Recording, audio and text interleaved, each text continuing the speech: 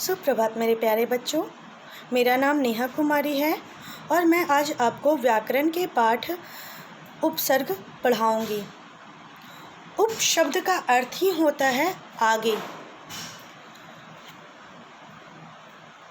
अनेक शब्द अपने मूल रूप में ही प्रयुक्त होते हैं, लेकिन कुछ शब्द ऐसे हैं जिनके आगे या पीछे कुछ शब्दांश लगाए जाते हैं और नए शब्द बन जाते हैं। जो शब्दांश शब्द के आगे जुड़कर उनके अर्थ में विशेषता ला देते हैं उन्हें उपसर्ग कहते हैं। उपसर्ग लगने से मूल शब्द से एक नया शब्द बन जाता है और उस शब्द के अर्थ में परिवर्तन आ जाता है। उप का अर्थ होता है आगे, और जब हम शब्दांश का अर्थ होता है शब्द का एक अंश या शब्द का एक हिस्सा या शब्द का एक टुकड़ा, ठीक है, पार्ट ऑफ अ वर्ड। अनेक शब्द अपने मूल रूप में ही प्रयुक्त होते हैं, मूल रूप यानी ओरिजिनल फॉर्म में, लेकिन कुछ शब्द ऐसे भी होते हैं जिनके आगे या पीछे कुछ शब्दांश लगाए जाते हैं। शब्दांश का अर्थ मैंने बताया, ठीक है। और जब शब्दांश लग जाते हैं मूल शब्द में, ओरिजिनल शब्द में, तो क्या होता है कि एक नए शब्द का निर्माण होता है और वह नया शब्द ही क्या कहलाता है? उपसर्ग कहलाता है।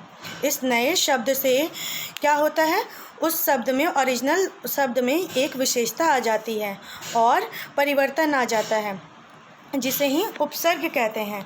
अब उदाहरण की ओर देखते हैं, तो उदाहरण आप देख सकते हैं स्क्रीन पर। धन ज्ञान क्या बन गया? अज्ञान।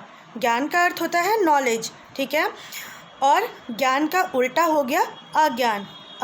धन नीति, अनीति। धन सत्य, असत्य। इन शब्दों में आप देख सकते हैं क्या कि उपसर्ग लगने से एक नए शब्द का निर्माण होता है और उस नए शब्द के निर्माण होने के कारण उनके अर्थ में क्या हो रहा है? परिवर्तन आ जा रहा है।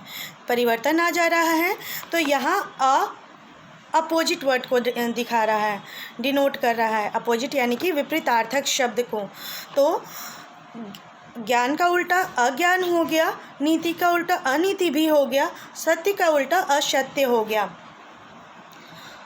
आते हैं हम परिभाषा की ओर। तो उपसर्ग की परिभाषा आप स्क्रीन पर देख सकते हैं। ऐसे शब्दांश जो शब्दों से पहले जुड़कर उनके अर्थ को परिवर्तित कर देते हैं उपसर्ग कहलाते हैं। उदाहरण: धन गति, प्रगति। धन मान, अभिमान आदि। आप और भी उपसर्ग की परिभाषा अपनी पाठ्यपुस्तक में देख सकते हैं और अध्ययन कर सकते हैं। हिंदी में 4 प्रकार के उपसर्गों का प्रयोग किया जाता है। बेटा यहाँ पर गलती हो गई है, उपसर्गाओं लिखा गया है, उपसर्गों का प्रयोग किया जाता है। संस्कृत के उपसर्ग, हिंदी के उपसर्ग, उर्दू के उपसर्ग और संस्कृत के अव्यय।